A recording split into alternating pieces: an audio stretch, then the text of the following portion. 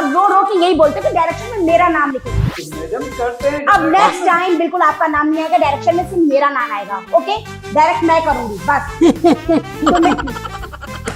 ये आवाज कहाँ से आ रही है? अरे ये कौन है? बंगाली पाड़े का चूहा? खामोश, हीरो मैं हूँ आप। क्या बदतमीजी है, सीट बैठने के लिए होती है, सर निकाल के ना अपनी मुंडी को दिखाने की जरूरत नहीं, इधर बैठिए। तो हम कौन सा यहाँ डांस कर रहे हैं? मैडम ये चैनल की मालिक। अरे यार बताया नहीं ये मैडम। आप यहाँ बैठो, यहाँ बैठिए। Sorry madam.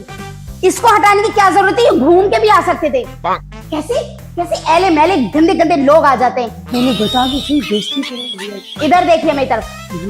ये बताइए कि आप किस तरह की एक्टिंग कर सकते हैं? जिस तरह की आप देखना चाहेंगे उस तरह की करूंगा। जैसा आपका मुंह है ना, तो आप ये रोने धोने वाली एक्टिंग कर लो। आप ये समझिए आपकी माँ मर गई है, अब आप मुझे एक्टिंग करके दिखाइए। क्यों? माँ मर गई?